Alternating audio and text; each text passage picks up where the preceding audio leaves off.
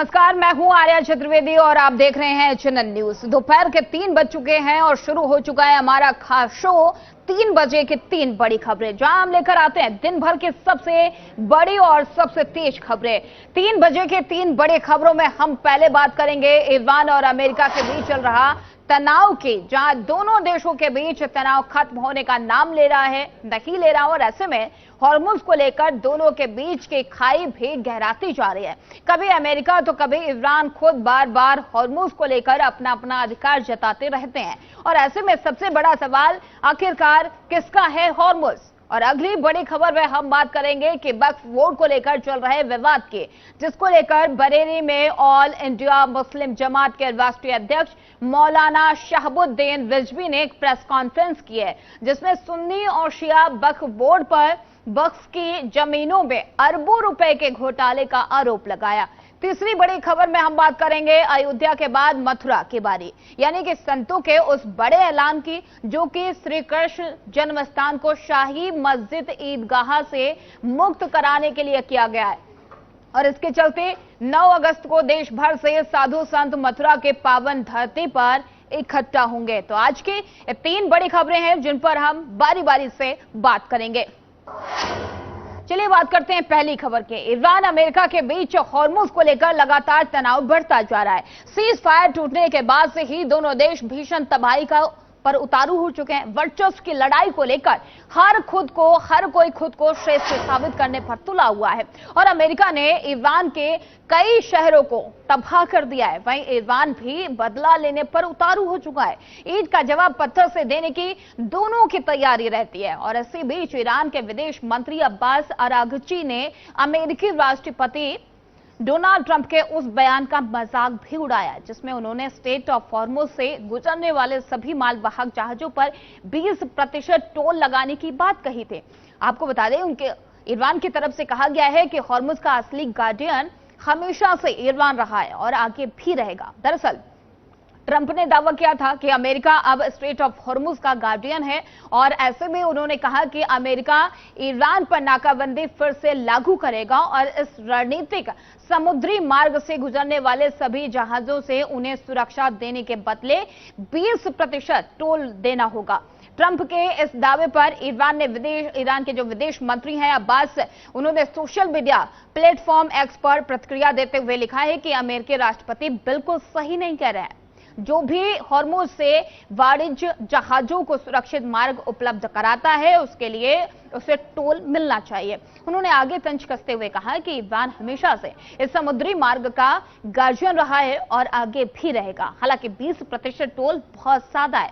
हम इस मामले में निष्पक्ष रहेंगे। बता दें कि अमेरिका और ईरान के बीच हालिया सैन्य तनाव के बीच दोनों देशों की बयानबाजी तेज हो गई है। ईरान ने भी साफ कर दिया है कि वो हॉर्मुज में किसी भी अमेरिकी भूमिका को बिल्कुल भी स्वीकार नहीं करेगा। चलिए ग्राफिक्स के माध्यम से आपको समझाते हैं कि ये पूरा मामला क्या है। दरअसल ईरान और अमेरिका के बीच में लगातार ऐसे हमले जारी हैं। ईरान के 144 ठिकानों पर अमेरिका ने प्रहार किया है, जिसमें तेहरान का पलटवार है, क्रूज मिसाइल मार गिराई गई है। ये तमाम दावे ऐसे किए जा रहे हैं। खाड़ी देशों में भीषण हमले लगातार जारी है। अमेरिका ने एक बार फिर से ईरान पर बड़े हवाई हमले शुरू कर दिए, यानी कि दोनों तरफ से जवाबी कार्रवाई जारी है। ईरान के 140 ठिकानों पर अमेरिका ने हमले का दावा किया है। अमेरिका की तरफ से कहा जा रहा है कि हमने ईरान के 140 ऐसे ठिकाने हैं जिनको तबाह कर दिया है, जिन पर ये हमले किए हैं।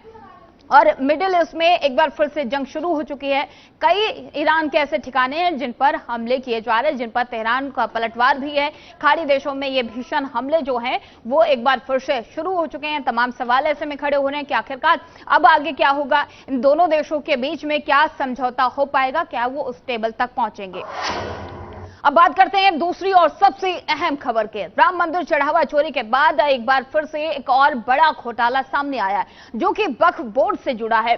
बरेली में ऑल इंडिया मुस्लिम जमात के राष्ट्रीय अध्यक्ष हैं मौलाना शहाबुद्दीन रिजवी। उन्होंने सुन्नी और शिया वक्फ बोर्ड पर वक्फ की जमीन में अरबों रुपए के घोटाले का आरोप लगाया। उन्होंने मुख्यमंत्री योगी आदित्यनाथ को पत्र लिखकर जांच की भी मांग की है। दरअसल मौलाना ने आरोप लगाया है कि समाजवादी पार्टी सरकारों के दौरान वक्फ की जमीनों की खरीद बिक्री में बड़ी गड़बड़ी की हुई है और ऐसे में रिजवी ने यह भी दावा किया है कि वक्फ बोर्ड की सही तरीके से जांच हुई तो राम मंदिर से ज्यादा चढ़ावे की उसमें घोटाले की सामने आ सकते हैं। ऐसे में बड़ा घोटाला हो सकता है। उन्होंने प्रेस कॉन्फ्रेंस कर कहा है कि सिर्फ बरेली में ही नहीं बल्कि वक्फ की जमीनों से जुड़ा करोड़ों और अरबों रुपए का घोटाला हो चुका है। उनका कहना है कि सरकार को पूरे मामले की जांच करानी चाहिए क्योंकि लोगों ने वक्फ की जमीनों का इस्तेमाल अपने फायदे के लिए किया है।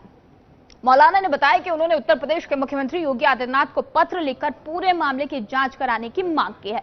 उन्होंने कहा कि वक्फ की जमीनें गरीब मुसलमानों, महिलाओं, बच्चों, जरूरतमंदों और बेसहारा लोगों की मदद के लिए दी गई थी, लेकिन इन जमीनों से होने वाली आमदनी इन्हीं लोगों पर खर्च होनी चाहिए थे, लेकिन ऐसा नहीं हुआ। उन्होंने आरोप लगाया है कि आज भी गरीब मुसलमान भीख मांगने को मजबूर हैं, जबकि वक्फ की जमीनों से कुछ लोग करोड़ों रुपए का कारोबार भी कर रहे हैं। सुनवाते हैं आपको क्या कुछ कहा है मौलाना शहाबुद्दीन रिजवी ने प्रेस कॉन्फ्रेंस के दौरान। आदित्यनाथ जी हर सभा में वक्फ बोर्ड का जिक्र करते हैं, वक्फ संपत्तियों का जिक्र करते हैं, इसलिए मैंने उनको एक ये पत्र मैंने लिखा है और इस पत्र के माध्यम से मैंने मांग की है कि उत्तर प्रदेश में सुन्नी सेंट्रल वक्फ बोर्ड और शिया वक्फ बोर्ड की जांच कराई जाए, क्योंकि वक्फ एक खालिस शरई और मजहबी मामला है जो मुसलमानों से मुताल्लिक है। हमारे बुजुर्गों ने संपत्तियां जो वक्फ की थी उसका मकसद ये था कि उससे होने वाली जो आमदनी है वो आमदनी गरीब, कमजोर, लाचार, यतीम और बेवाओं की मदद में खर्च की जाएगी, उनकी किफालत की जाएगी, यतीमों की सरपरस्ती की जाएगी, गरीबों, कमजोरों को उनको पैरों पर खड़ा किया जाएगा। मगर यह सब ना हो करके जो वक्फ के जिम्मेदारान थे उन लोगों ने वक्फ की संपत्तियों को जो करोड़ों में थी उनको रेवड़ियों के भाव बेचा गया, वक्फ की संपत्ति को बर्बाद किया गया और यह सारी बर्बादी सबसे ज्यादा समाजवादी पार्टी के शासनकाल में हुई। तो राम मंदिर के बाद वक्फ का मामला भी चर्चा में है। ग्राफिक्स के माध्यम से आपको समझाते हैं कि क्या है पूरा मामला।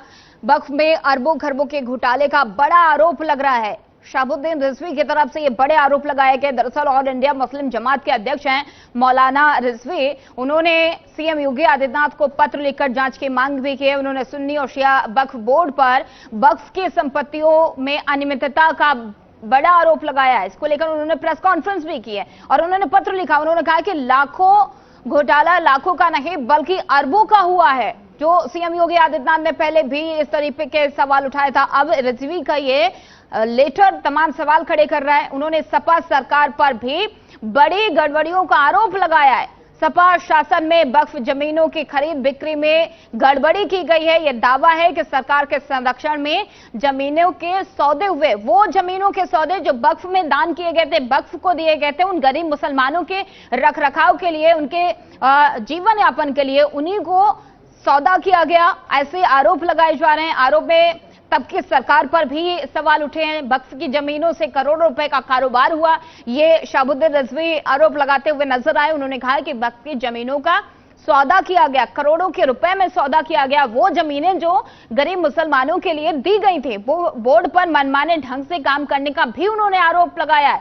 आरोप ये है कि अपने लोगों को बोर्ड में जिम्मेदारी दी गई है और इस वजह से ये घोटाले हुए हैं। तो करोड़ों रुपए का कारोबार, उसका घोटाला जुफर अहमद फारूकी 2000 से 2001 तक रहे।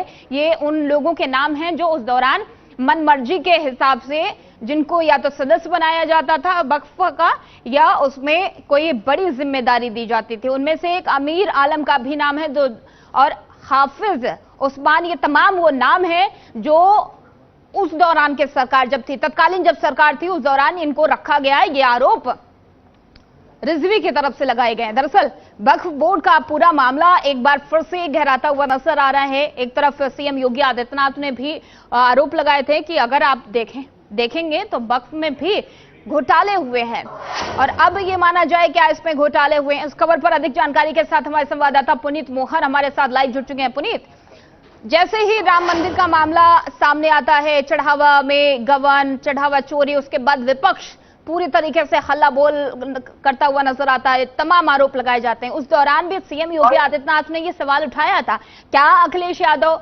वक्फ पर भी बोलेंगे, क्योंकि वक्फ में भी घोटाले हुए। ऐसे में अब ये माना जाए कि शहाबुद्दीन रिजवी ने प्रेस कॉन्फ्रेंस भी कर दी है, उन्होंने लेटर भी सीएम योगी आदित्यनाथ को लिख दिया है कि अगर जांच करवाएंगे तो राम मंदिर से ज्यादा घोटाला वक्फ में निकलेगा।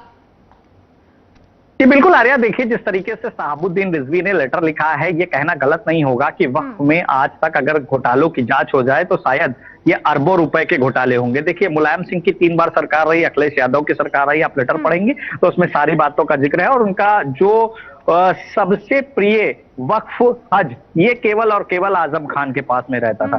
मैं जिस जगह पे खड़ा हूँ ये लोक भवन है, लोक भवन के जस्ट बगल में हज का ऑफिस हुआ करता था, जो अब यहाँ से शिफ्ट होकर के एयरपोर्ट के पास में हो गया है। लेकिन कहते हैं कि जब सपा की सरकार थी तो यहाँ पर केवल आजम खान और उनके चाहने वालों की ही एंट्री होती थी। यानी कि अगर आजम खान नहीं चाहते थे या कोई प्रश्न करता था हज पर, कोई सवाल लेकर के आता था, उसकी एंट्री तक नहीं होने दी जाती थी। तो आप देखिए कि एक बड़ा बजट होता था हज का भी और वक्फ का। वक्फ की तमाम जमीनें हैं, वक्फ की खाली लखनऊ में ही हम देखेंगे तो तमाम प्रॉपर्टी है। देखिए मैं एक छोटा सा उदाहरण देता हूं, लखनऊ के ही पास में आलमनगर है, जहां पर वक्फ की काफी संपत्ति थी। आज वहां पर कॉलोनियां बनी हुई हैं और ये वक्फ की जमीनें उस वक्त बेची गई हैं जब आजम खान के पास में ये पूरा डिपार्टमेंट था। ऐसे में उनके जो चहेते थे वही अध्यक्ष बनते थे। जफर फारूकी जो इस वक्त वर्तमान में सुन्नी वक्फ बोर्ड के अध्यक्ष हैं, इससे पहले भी एक बार अध्यक्ष रहे हैं और लगातार इनका कार्यकाल आप देखिए कि सवालों के घेरे में रहा है, कई बार सवाल खड़े होते हैं। इसके अलावा अगर हम वक्फ में देखेंगे तो जो आप पीर मजारों पर बड़े बड़े मेले देखते हैं, इनके भी आयोजन की परमिशन वक्फ बोर्ड से ली जाती है। तो जो वक्फ का अध्यक्ष होता है उसी के चहेते ऐसे मेलों का आयोजन करते हैं जिसमें दुकानों से मोटा चंदा लिया जाता है। एक बहुत बड़ा, अगर आप इस पर जाएंगे और सही से अगर सरकार इसकी जांच कराती है तो सबसे जो बड़ा घोटाला आएगा जमीनों का आएगा। वक्फ के पास काफी जमीनें थी जो सही मामले में गरीब मुसलमानों को मिलनी चाहिए थी, जिनके पास में जमीन नहीं थी, जिनके पास में रोजी रोजगार के साधन नहीं थे। लेकिन अगर इसकी जांच होती है तो मैंने जिस आलमनगर का जिक्र किया वहां पर कोठियां खड़ी। अब सबसे बड़ा सवाल है कि क्या कोई गरीब आदमी कोठी बना सकता है? ये केवल और केवल चहेतों ने जमीनें बेची, उनके जो बिल्डर साथी थे उनके माध्यम से इन जमीनों को बेचा जाता था। इसका खेल कैसे होता था कि कागजों में किसी गरीब मुसलमान का नाम रहता था और उससे वो जमीन सीधे तौर पर ली जाती थी या उसी के नाम पर एक कॉलोनी डेवलप कर दी जाती थी। कागज में दिखाया जाता था कि यहाँ पर गरीब मुसलमानों को बसाया जा रहा है, लेकिन वहां पर कोठियां खड़ी हैं। और ऐसा पूरे उत्तर प्रदेश में हुआ है। वक्फ पर पहली बार सवाल नहीं उठ रहे हैं आर्या। जब मुलायम सिंह की सरकार थी तब भी सवाल उठते थे, जब अखिलेश यादव की सरकार थी तब भी सवाल उठते थे, लेकिन आजम खान के रसूख के आगे लोग शांत पड़ जाते थे, क्योंकि आजम खान जिससे नाराज हो जाते थे उस सपा के कार्यकाल में, उसके ऊपर अगर उनकी टेढ़ी नजर हो गई तो उसकी कयामत आ जाती थी। इसलिए लोग डरते थे, आजम खान के सामने बोलते नहीं थे। लेकिन बिल्कुल पुनीत, जैसे राम मंदिर में गड़बड़ी का मामला आया, चढ़ावा चोरी का आया, सबसे पहले इस मुद्दे को विपक्ष ने लपका और इस पर पूरी तरीके से बैटिंग करनी शुरू कर दी। लेकिन अब सवाल ये है कि जिस वक्फ बोर्ड में गरीबों के लिए जमीनें दान की गई उन गरीबों को नहीं मिले, क्या जो आरोप समाजवादी पार्टी पर रिजवी साहब लगा रहे हैं कि 3 टर्म में मुलायम सिंह की सरकार रही, फिर अखिलेश यादव की 1 टर्म में रही और उस दौरान ये संरक्षण दिया जाता था, सरकार पर सीधा आरोप। ये माना जाए पुनीत कि ये पूरा मामला अगर जांच होती है, जांच में कई बड़े नाम भी आ सकते हैं, तब भी क्या विपक्ष इस पर खुलकर बोलेगा? क्योंकि जब भी वक्फ की बात होती है विपक्ष चुप्पी साध लेता है। देखिए सीधे तौर पर वक्फ में अभी जिस तरीके से संशोधन करते हुए सरकार की ओर से भी पदेन सदस्य बनाए जाने थे, इसका विरोध हुआ। यह भी वक्फ में चर्चा थी कि 2 हिंदू सदस्य भी रखे जाएं, उसका भी विरोध हुआ। यानी कि वक्फ में अगर कुछ होता है तो सीधे तौर पर विपक्ष विरोध करने चला आता है। लेकिन राम मंदिर की चर्चा हुई, वहां चंदा चोरी हुई तो विपक्ष को एक मौका मिल गया। देखिए जो भारतीय जनता पार्टी के पूर्व मंत्री हैं मोहसिन रजा, वो भी लगातार सवाल उठाते हैं कि वक्फ के कारनामों की जांच होनी चाहिए। देखिए वक्फ का जो सबसे बड़ा घोटाला है, यहाँ पर गरीबों के नाम कागजों पर जमीन दे करके बड़ी बड़ी बिल्डरों को बेच करके कॉलोनियां बसाई गई हैं और सीधे तौर पर पूरे उत्तर प्रदेश में यह हुआ है। आजम खान के चहेते वसीम रिजवी बात बिल्कुल पुनीत, अब देखने वाली बात यह होगी कि अगर ये पूरा मामला जांच का विषय बनता है, जांच होता है, तब भी क्या विपक्ष अपनी चुप्पी साधता है या फिर इस तरह जैसे राम मंदिर पर खुल के बोला उस तरीके का बोलता है? बहुत बहुत धन्यवाद पुनीत तमाम सारी जानकारी देने के लिए। फिलहाल रुकेंगे एक छोटे से ब्रेक के लिए, जल्द होंगे हाजिर। देखते रहिए एचएनएन न्यूज। ब्रेक के बाद एक बार फिर से आप सभी का स्वागत है। 3 बजे के 3 बड़ी खबरों में बात करेंगे तीसरी खबर की। अयोध्या के राम मंदिर में चढ़ावा चोरी का मामला अभी भी थमा नहीं है कि अब मथुरा के श्री कृष्ण जन्म स्थान को लेकर सरगर्मियां बढ़ गई हैं। अखिल भारतीय अखाड़ा परिषद के अध्यक्ष महंत रविंद्र पुरी ने अब श्री कृष्ण जन्म स्थान पर कार सेवा करने की घोषणा हरिद्वार में की है। रविंद्र पुरी 9 अगस्त को कार सेवा के लिए साधु संतों से मथुरा पहुंचने का आह्वान भी किया है और इस घोषणा के बाद साधु संतों के बीच माहौल गर्म हो गया है। दरअसल श्री कृष्ण जन्म स्थान को शाही मस्जिद ईदगाह से मुक्त कराने के लिए साधु संतों के बीच अक्सर मांग उठती रही है। वहां भव्य मंदिर निर्माण की मांग को लेकर संत समाज ने एक ऐतिहासिक और बड़ा फैसला लिया है। अयोध्या में राम मंदिर निर्माण के बाद अब संतों ने भगवान श्री कृष्ण की जन्मस्थली को मुक्त कराने के लिए 9 अगस्त को देशव्यापी कार सेवा का आधिकारिक ऐलान कर दिया है। उत्तराखंड के हरिद्वार और मथुरा के निर्मोही अखाड़ा में आयोजित हुई संतों की उच्च स्तरीय बैठकों के बाद इस आंदोलन की रूपरेखा तैयार कर बाकायदा पोस्टर भी जारी किए गए। अखिल भारतीय अखाड़ा परिषद के राष्ट्रीय अध्यक्ष महंत रविंद्र पुरी और चित्रगुप्त पीठाधीश्वर स्वामी सच्चिदानंद महाराज के संयुक्त नेतृत्व में इस महा आंदोलन का शंखनाद किया गया है।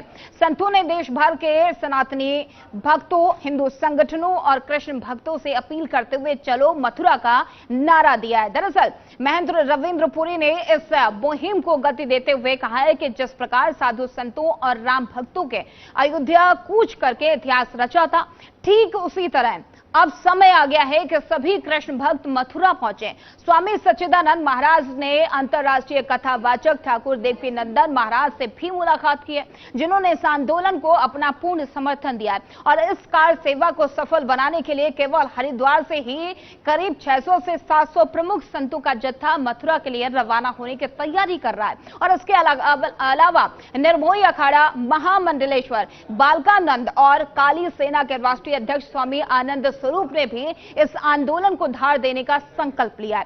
संतों का दावा है कि 9 अगस्त को क्रांति दिवस के रूप में के अवसर पर देश के कोने कोने से लाखों की संख्या में श्रद्धालु मथुरा की पावन भूमि पर एकत्रित होंगे। चलिए सुनवाते हैं अखिल भारतीय अखाड़ा परिषद के अध्यक्ष महंत रविंद्र पुरी ने क्या कुछ कहा है, उनका क्या कुछ कहना है मथुरा में।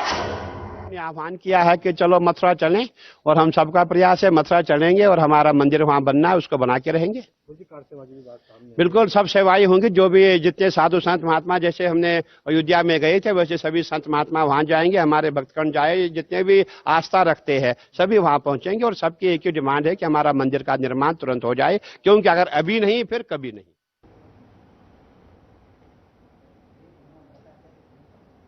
चलिए ग्राफिक्स के माध्यम से समझाते हैं कि ये पूरा मामला क्या है। 9 अगस्त को मथुरा में साधु संतों का आह्वान है और ऐसे में अब सभी की नजरें इस पर टिकी हुई हैं, क्योंकि 9 अगस्त को कार सेवा के रूप में सभी संत मथुरा पहुंचेंगे। ये ऐलान किया गया है। श्री कृष्ण जन्म स्थान को मुक्त कराने की मांग ये साधु संतों की तरफ से काफी दिनों से की जा रही है, लेकिन अब उन्होंने कहा कि अब सब्र टूट गया है। अखाड़ा परिषद के अध्यक्ष हैं रविंद्र पुरी, उन्होंने ये ऐलान किया है कार सेवा की विस्तृत रूपरेखा अभी सार्वजनिक नहीं है, लेकिन कार सेवा में लगभग 13 अखाड़े शामिल होंगे, यानी कि हजारों साधु संत इसमें शामिल होंगे।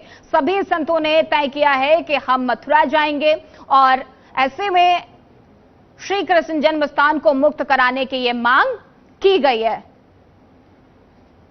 तो आपको बता दें कि संतों का ऐलान है कि मथुरा चलो, लेकिन इससे पहले भी आपको बताते चले कि ये 13 अखाड़े हैं। 13 अखाड़े के जो हजारों, जो लाखों साधु संत हैं वो मथुरा जाने का ऐलान कर चुके हैं। अब ऐसे में सवाल ये कि एक तरफ ये पूरा मामला कोर्ट में है, दूसरी तरफ अब तमाम जो साधु संत हैं वो मथुरा पहुंचने का भी आह्वान कर चुके हैं। डेट निर्धारित कर दी गई है 9 अगस्त को ये 13 अखाड़े के जो साधु संत हैं वो मथुरा पहुंचेंगे कार सेवा के रूप में। ये राम मंदिर कार सेवा जब किया गया था उसी तर्ज पर यह किया जा रहा है। ऐसे में साधु संतों ने दावा किया है कि आंदोलन अब और भी तेज किया जाएगा, क्योंकि उनका जो सब्र है वो टूट चुका है, अब उनसे और इंतजार नहीं होता है। ऐसे में यह साधु संतों की तरफ से मांग, आह्वान और 9 अगस्त जो क्रांति दिवस के रूप में मनाया जाता है उस दिन के लिए यह ऐलान किया गया है, जिस पर तमाम तैयारियां जारी है। बताया जा रहा है कि हरिद्वार से लेकर यूपी के अलग अलग जिलों से तमाम साधु संत इसमें शामिल होंगे।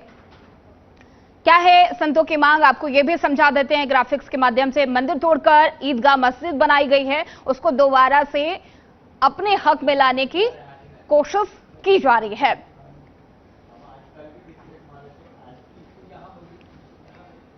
और इस खबर पर अधिक जानकारी के साथ हमारी संवाददाता मीरा शर्मा हमारे साथ फोन लाइन पर जुड़ चुके हैं। मीरा, पूरा ये मामला क्या है कि 9 अगस्त को 13 अखाड़ों के जो साधु संत हैं उन्होंने आह्वान किया है कि मथुरा चलो। मीरा, कृष्ण जन्मभूमि को लेकर, जैसा कि मैं आपको बता दूं, कृष्ण जन्मभूमि को लेकर प्रस्तावित 9 अगस्त की कार सेवा को सफल बनाने के संत समाज के बीच समर्थन जुटाने की कवायद तेज हुई थी। इसी सिलसिले में चित्रगुप्त पीठ के पीठाधीश्वर स्वामी सच्चिदानंद हरिद्वार पहुंचे थे, जहां उन्होंने विभिन्न संतों और धार्मिक नेताओं से मुलाकात कर कार सेवा के समर्थन की भी अपील की थी। जैसा कि मैं आपको बता दूं, वहीं अखाड़ा परिषद के अध्यक्ष रविंद्र पुरी ने 9 अगस्त की तारीख घोषित की है। वहीं इस तारीख की घोषणा होते ही राजनीतिक सरगर्मियां भी तेज हो गई है। वहीं माहौल गर्म हो गया। कृष्ण जन्म स्थान के आसपास काफी चौकसी भी बढ़ा दी गई है। वहीं मैं आपको बात बता दूं, गोवर्धन के जुलैली स्थित श्री चित्रगुप्त पीठ के पीठाधीश्वर डॉक्टर स्वामी सच्चिदानंद महाराज ने देश भर के साधु संतों से कार सेवा में शामिल होने के लिए अपील भी की। वहीं उन्होंने अखिलेश यादव को एक पत्र लिखकर भी इस आंदोलन से जुड़ने की अपील भी की है। ऐसे में ये बात सामने भी आ रही है कि इस परिषद में करीब 13 अखाड़े जुड़े हुए हैं। उधर रविंद्र पुरी के बयान के बाद काफी हलचल तेज हो गई है और कृष्ण जन्मस्थान के आसपास जो भी तैयारियां चल रही हैं कि आगामी अगस्त में श्री कृष्ण जन्माष्टमी का पर्व भी नजदीक है। ऐसे में चौकसी तैयारियों में भी कड़ी चौकसी बढ़ाई गई है। वहीं छतों से पुलिसकर्मी निगरानी भी रख रहे हैं। किसी भी संदिग्ध व्यक्ति पर कड़ी से कड़ी निगरानी रखी जा रही है। आधार कार्ड के जरिए मेरा देखना ये होगा कि इस आंदोलन में और कौन कौन शामिल होता है और 9 तारीख के लिए सभी को इंतजार है। बहुत बहुत धन्यवाद मीरा तमाम सारी जानकारी देने के लिए। फिलहाल इस बुलेटिन में इतना ही। खबरों का सिलसिला आगे भी जारी रहेगा। देखते रहिए।